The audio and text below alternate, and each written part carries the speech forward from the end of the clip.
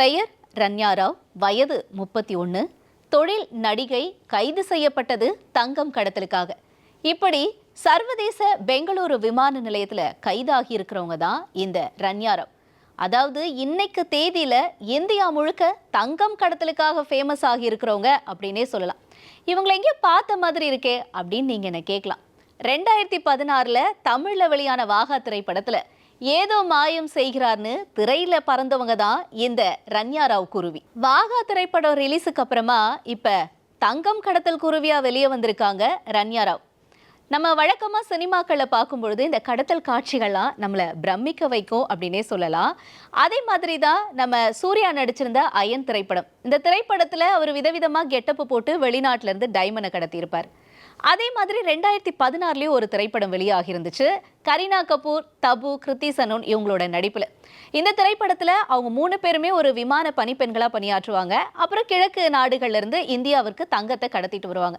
இது ஒரு த்ரில்லர் கலந்த நகைச்சுவை படமாக இயக்குனர் கொடுத்திருப்பார். க்ரோ திரைப்படத்தில் தங்கம் கடத்துற இந்த 3 நடிகைகளும் எப்படி கொஞ்சம் கூட பதட்டம் முகத்தில் தெரியாமல் ரொம்ப பாவமாக தான் படம் முழுக்கவே டிராவல் பண்ணியிருப்பாங்க அப்படின்னே சொல்லணும். இதே மாதிரியான ஒரு பாணியை தான் நடிகை ரன்யா ராவும் இப்போ கையில் எடுத்திருக்காங்க.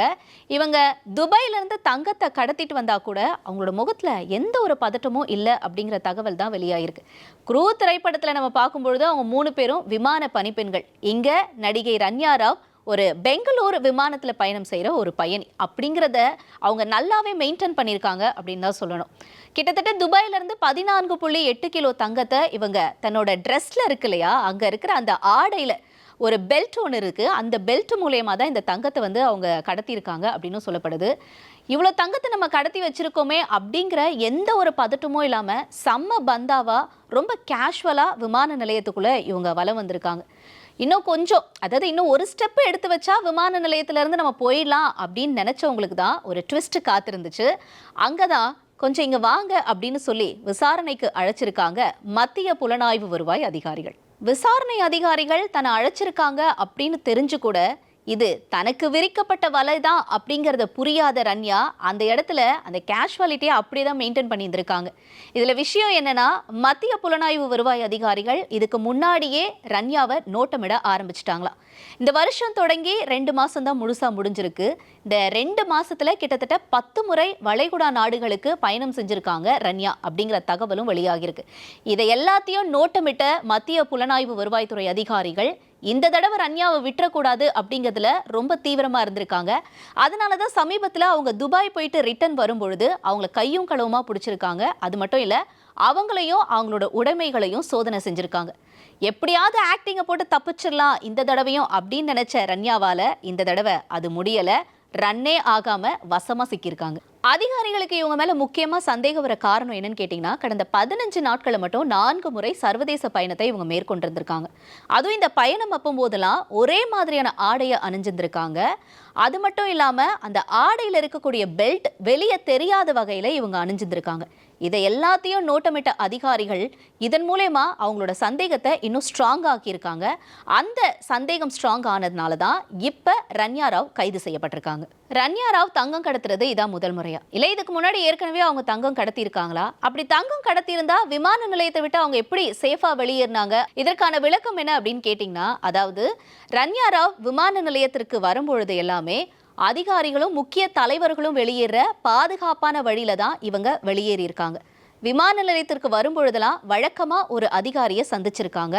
அந்த அதிகாரி இவங்களை பாதுகாப்பான வழியில விமான நிலையத்துக்கு வெளியே கொண்டு போய் விட்டிருந்திருக்காரு. அங்க இவங்களுக்கு ரெடியா ஒரு அரசு வாகனமும் இருந்திருக்கு.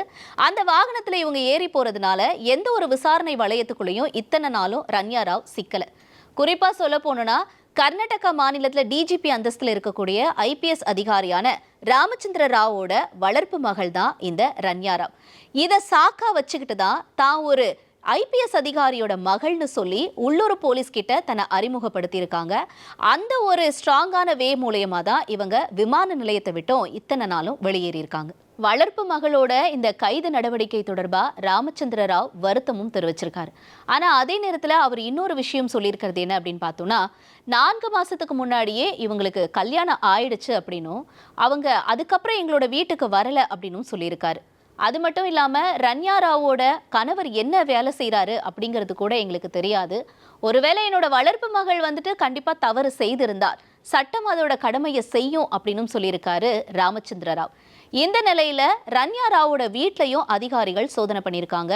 அங்க கிட்டத்தட்ட 2 கோடி ரூபாய் வரைக்கும் தங்கமும், அதே நேரத்துல 2 கோடியே 67 லட்சம் ரூபாய் ரொக்க பணமும் கைப்பற்றியிருக்காங்க. மொத்தமா பார்க்கும் பொழுது இது 17 கோடியே 29 லட்சம் வரைக்கும் தங்கமாகவும் ரொக்கமாகவும் பறிமுதல் செய்யப்பட்டிருக்கு. இப்ப விசாரணையினுடைய அடிப்படையில ரன்யா ராவ் 14 நாள் நீதிமன்ற சிறைக்காவலையும் வைக்கப்பட்டிருக்காங்க. நீதிமன்ற சிறைக்காவல இருக்கக்கூடிய ரன்யா ராவ் இதுக்கு முன்னாடியும் தங்கம் கடத்தினாங்களா அப்படிங்கறத உறுதி செய்யறதுக்காக விமான நிலையத்தில் இருக்க மொத்த சிசிடிவி காட்சிகளையும் இப்ப அதிகாரிகள் ஆய்வு செய்ய இருக்காங்க. அது மட்டும் இல்ல, 14.8 கிலோ தங்கம் இருக்கு இல்லையா, இதுதான் பெங்களூரு விமான நிலையத்துல கைப்பற்றப்பட்ட அதிகபட்ச தங்க கடத்தல் அப்படிங்கிறதும் சொல்லப்படுது. இது மட்டும் இருக்கக்கூடிய நிலையில ரன்யா ராவோட இந்த தங்கம் கடத்தல் சம்பவத்துக்கு பின்னாடி வேற யாராவது பின்னணியில இருக்காங்களா அப்படிங்கிற கோணத்திலையும் இப்ப அதிகாரிகள் தீவிரமா விசாரணை பண்ணிட்டு வராங்க.